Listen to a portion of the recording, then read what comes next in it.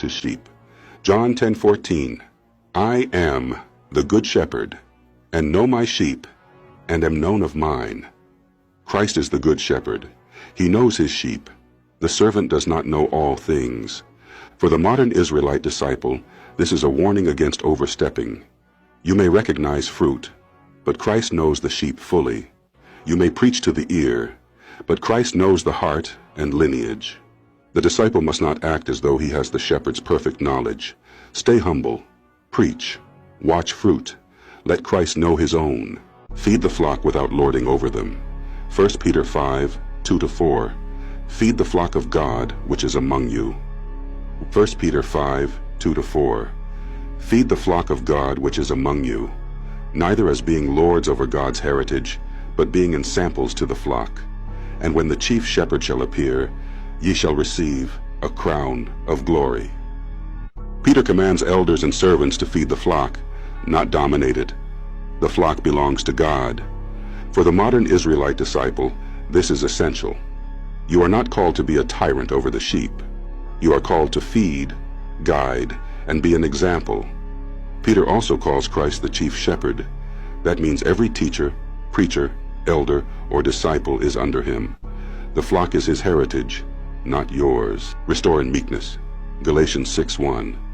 Brethren, if a man be overtaken in a fault, ye which are spiritual, restore such an one in the spirit of meekness. Correction must aim at restoration, not destruction. Paul says the spiritual should restore in meekness. For the modern Israelite disciple, this means do not crush a sheep because they stumble. Correct them, warn them, but do it with meekness. Meekness also protects you from pride. Paul continues by warning the corrector to consider himself also. The servant who corrects others must remember he too is under judgment. The servant must not strive. 2 Timothy 2:24-25. The servant of the Lord must not strive, but be gentle unto all men, apt to teach, patient, in meekness, instructing those that oppose themselves. Paul gives the conduct of the Lord's servant. He must not be quarrelsome, reckless, or constantly fighting. For the modern Israelite disciple, this is very practical. You may be firm in doctrine, but you must not be ruled by strife. A disciple who loves arguing more than teaching is out of order.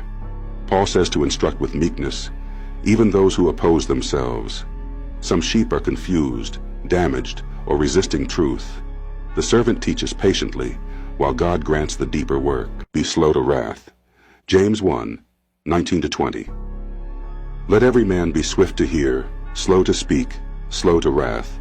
For the wrath of man worketh not the righteousness of God.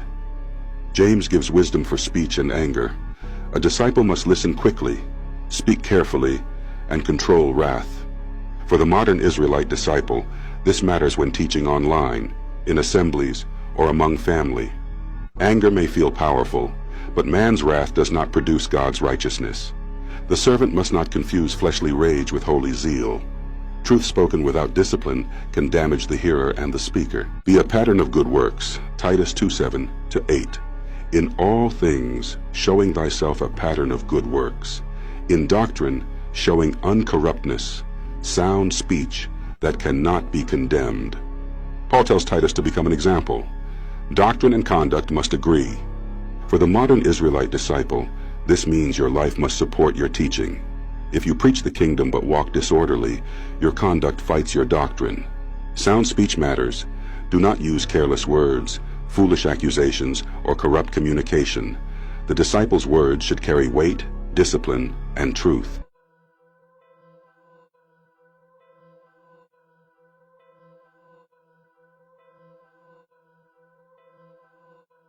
Count the cost before you follow. Young disciples, listen carefully. To follow Christ is not a game. It is not a trend.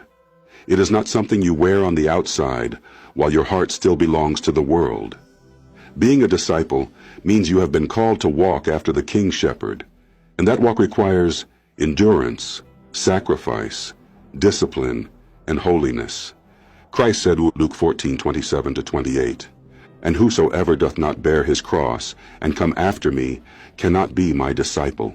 For which of you, intending to build a tower, sitteth not down first, and counteth the cost? Christ is teaching that a disciple must count the cost. Before a man builds, he must know what the building will require. Before a soldier goes to war, he must know what battle he is entering. And before you call yourself a disciple of Christ, you must understand that this path will cost you your pride, your lust, your worldly desires, and sometimes even the approval of people you love. You cannot follow Christ while still being ruled by the lust of the world. 1 John 2:15-17. Love not the world, neither the things that are in the world. For all that is in the world, the lust of the flesh, and the lust of the eyes, and the pride of life. A young disciple must learn early. The world will offer you many things. It will offer fame. It will offer money. It will offer attention. It will offer pleasure. It will offer popularity. But none of these things can become your master.